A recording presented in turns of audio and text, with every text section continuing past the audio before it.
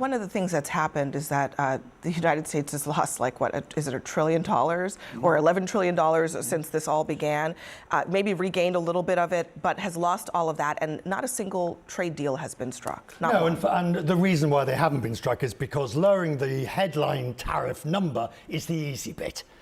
The 90 days is now going to be dealing really with the non-tariff barriers, the rules on procurement, who can own what this and that and the other. It's difficult stuff. It's very, very difficult. But I have a question, and I'd like to address it to my dear and good friend, Mr. Jennings. This is it. Today, the president gave a 90-day moratorium. Why did he not last week, when he did his show and tell with his list, say then, this is going to be the tariffs in 90 days.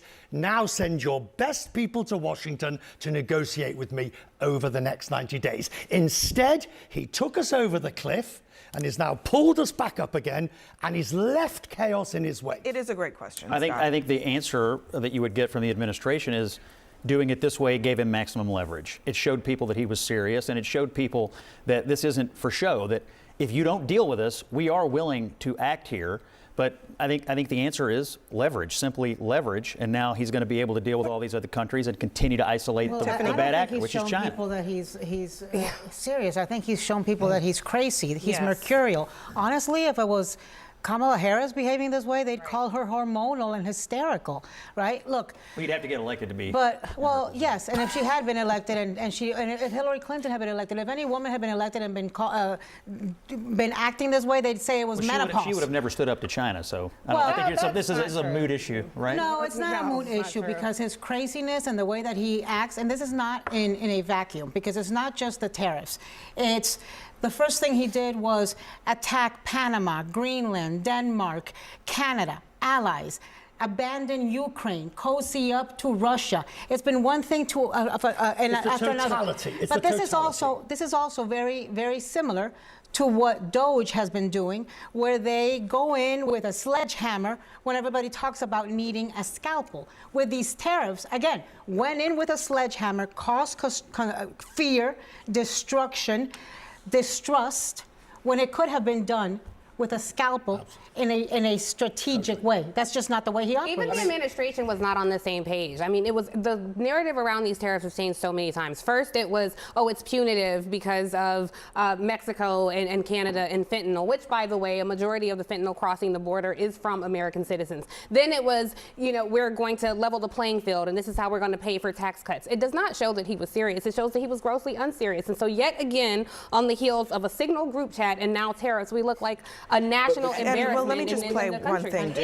Let me play one thing to Tiffany's point. I mean, Donald Trump and Scott Bessent have not been on the same page about this. Bessent has been trying to paint this as a pretty rosy picture, saying, you know, the bond markets had nothing to do with it, and the way that the market responded had nothing to do with it. Trump said the opposite. Listen to this.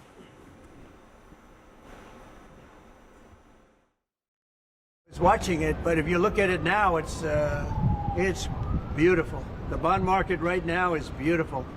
But yeah, I saw last night where people were getting a little queasy. How much of this decision was driven by the bond market cratering overnight? What is happening with bonds? Is China selling their bonds? I have nothing that says that, and we actually had quite a good 10-year auction today. It's kind of a casualty of being in Trump's cabinet that he will contradict you just a few minutes after you say something. But it had everything to do with the bond market. According to all available reporting, they went to the president and said, Mr. President, all the lights are flashing red right now. We have to change course. And he did, perhaps. He did. And I think it's important for the president to adhere to the advice of his advisors. These are complicated matters. The market, for the most part, likes stability and continuity. We all understand that. We talked about this the other day. With that said, I think the end result needs to be, can we level set with many of our trading partners and decrease the trade deficits that ultimately exist? If we can do that, I think that's a win.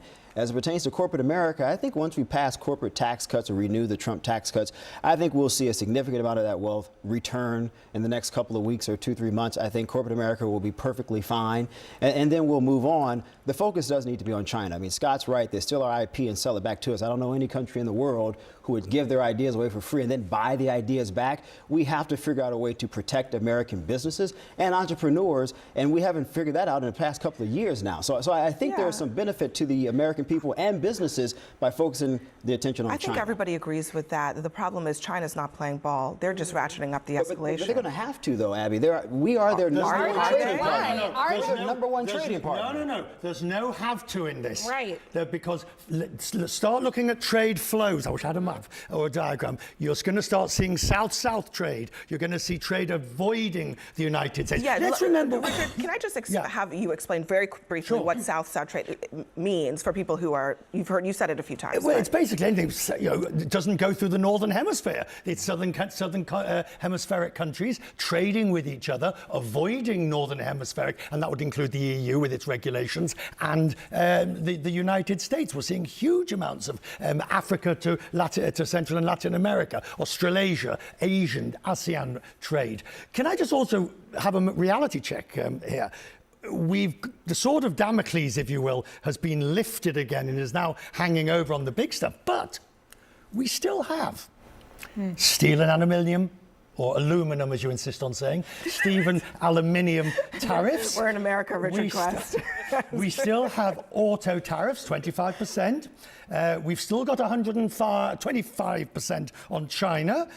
And we have tripled, or he has tripled, the average tariff overall to 10%, which is livable. I'll give you that, Scott. It's livable, 10%. But it's still a tripling of where it was just a couple of weeks ago. But Richard, how do you account for the fact that China has seen a significant decrease in their economic growth throughout fiscal year 2024 compared to 2023, and how that has to factor into the considerations of Xi Jinping moving forward and trying to bridge some type of a trade deal with the United States? If Xi Jinping was standing for Beijing North in an election, it would, but it doesn't. Different kind of system.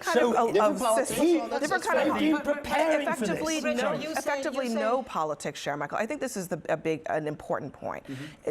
China, Xi Jinping does not have to deal with politics in the way that Donald Trump and the Republican Party have to deal with it. That is a fundamental difference in our systems. So they can withstand a lot of pain.